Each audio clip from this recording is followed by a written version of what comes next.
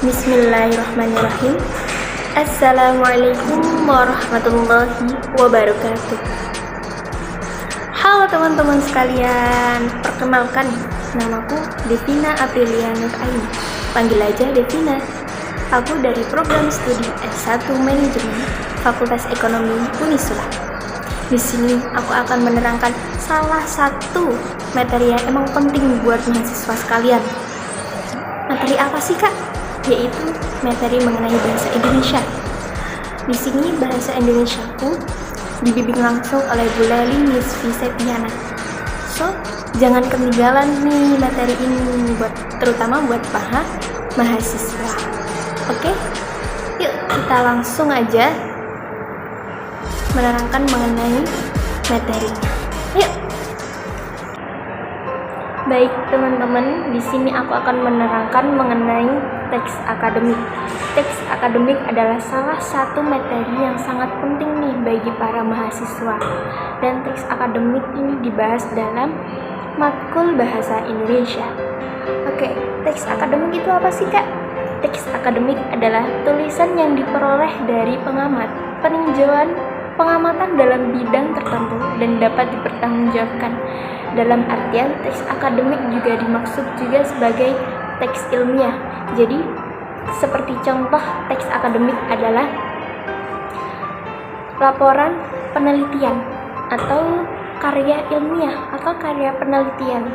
Ya, seperti itulah contoh dari teks akademik. Kemudian ternyata teks akademik ada lawannya, yaitu teks non-akademik.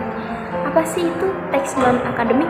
Teks non-akademik adalah teks yang penulisannya tidak didukung oleh fakta yang biasanya hanya berdasarkan fakta pribadi dan menggunakan bahasa yang formal yang populer. Dalam artian ini adalah teks akademik biasanya dipergunakan untuk kata-kata di dalam novel atau sebagian dalam koran atau yang lainnya.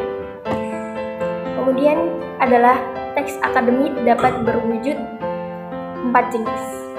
Apa aja sih, Kak? Yaitu yang pertama adalah ulasan buku.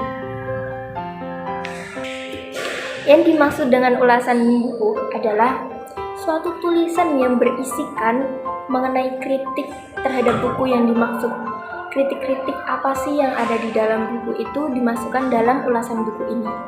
Kemudian proposal. Proposal adalah tulisan yang berisi rancangan penelitian atau rancangan suatu kegiatan yang mana ini berisikan struktur-struktur tertentu. Kemudian yang ketiga adalah laporan penelitian. Ketika kalian mengajukan suatu proposal, pasti ada laporan. Nah, laporan penelitian ini adalah mengenai laporan bagaimana penelitian itu bisa terjadi, mengenai prosesnya, hasilnya, dan yang lainnya. Kemudian terakhir adalah artikel ilmiah. Nah, ini sangat penting nih bagi teman-teman, utamanya para mahasiswa semester akhir. Artikel ilmiah ini biasanya menggunakan teks akademik. Jadi jangan pakai teks non-akademik. Nantinya kalian akan dimarahin oleh pembimbing kalian. Kemudian terakhir adalah ciri-ciri dari teks akademik. Sebenarnya ada banyak ciri-ciri dari teks akademik, tapi di sini aku akan menerangkan 5 aja. Yang pertama yaitu sederhana dalam struktur kalimat.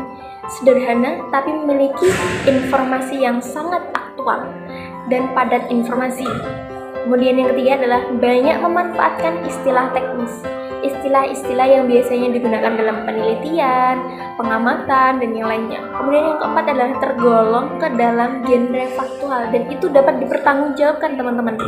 Kemudian yang terakhir adalah banyak manfaat proses relasional, identifikasi, dan proses relasional atributif. Dan ini adalah PPT dari saya. Kesimpulan dari apa yang saya berikan adalah teks akademik adalah teks ilmiah yang biasanya kita pergunakan untuk pengamatan, penelitian, dan yang lainnya. Dan itu sangat penting bagi kita seorang mahasiswa. So, bagi seorang mahasiswa dianjurkan untuk menggunakan teks akademik ini. Kemudian Sedangkan teks non-akademik adalah teks yang berbalikan dengan teks akademik. Teks non-akademik biasanya dipergunakan sebagai teks yang berada di novel atau koran atau yang lainnya. Dan aku beri saran nih buat kalian para mahasiswi di seluruh Indonesia dan seluruh dunia, setidaknya kalian menggunakan bahasa yang baik dalam membuatan laporan. Nah, bahasa ini menggunakan teks akademik. Bahasa Indonesia menggunakan teks akademik. Paham teman-teman? Oke, aku Devina Aprilia Nur Aini, izin undur diri. Terima kasih udah mendengarkan presentasiku kali ini. Assalamualaikum warahmatullahi wabarakatuh. Bye-bye.